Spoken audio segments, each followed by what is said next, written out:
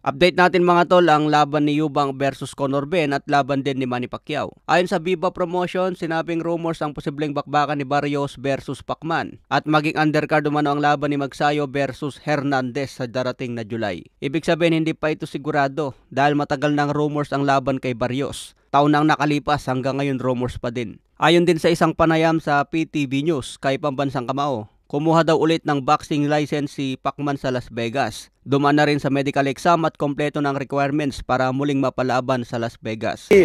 Karirinyo ko lang, nagkumuha ko ng license sa Nevada. Huling laban ni Pacman sa Las Vegas kontra Yordenis Ugas noong 2021. Natalo si Pacman dito via unanimous. Sa ngayon, edad 46 na si Pacman. Meron pa kayang lakas na tumagal kay Barrios na mas bata at isang champion. May 2 talo na si Barrios sa professional boxing career. Unang tumalo sa kanya si Tank Davis by technical knockout. Nakuha naman ang pangalawang talo laban kay Kit Turman by unanimous decision. Kahit may talo na si Barrios, hindi ibig sabihin na easy fight ito kay Pacman. Dahil matatandaan na ginulpi ni Mario Barrios itong si Yordenis Ugas na huling tumalo kay Pacman. Kaya ano ang masasabi nyo mga tol sa muling pagbabalik ni Pacman? Sa ngayon, tumatakbong senador si Pacman kalyado ni BBM. Sa iba pang balita, weigh-in ni Chris Eubank versus Conor Ben the Destroyer. Tumimbang si Eubank ng 160.05 pounds. Overweight ito sa 160 pounds limit ng middleweight division. Ginawa lahat ni Eubank ang makakaya para makuha sana ang saktong timbang pero hindi pa rin nagawa. Kaya mapapansin sa weigh-in kanina, lubog ang mata ni Eubank at dehydrate ang katawan. Ayon sa mga report, magmumulta pa ngayon si Eubank ng $500,000 dahil sa pag-overweight ng timbang.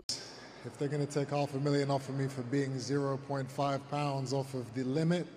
Naglagay pa ngayon ng 10 pounds rehydration clause kay Eubank dahil sa pag-overweight. Ibig sabihin katulad na ito sa laban ni Tank Davis versus Ryan Garcia. Hindi na pwedeng lumagpas si Eubank sa 170 pounds limit sa mismong laban. Ibig sabihin yan mga tol, 160 pounds ang limit sa middleweight division ngayong araw. Ngayong mismong weigh-in nila. Pagdating sa mismong laban, hanggang 170 pounds na lang si Eubank. 10 pounds lang ang pwede niyang ibigat para mabawi ang lakas. Kung lalagpas sa 170 pounds limit si Eubank, panibagong multa ulit. Kaya puro kantyaw ang inabot ni Eubank kay Conor Ben, tinatawag na Fat Boy. Walang problema kay Conor Ben ang timbang mga tol dahil umakyat ito ng division. Kung hindi makarecover ng maayos si Eubank, delikado ito kay Destroyer Ben. Malaki ng pag-asa ngayon ni Conor Ben na manalo by knockout. Kaya abangan po natin ito April 26.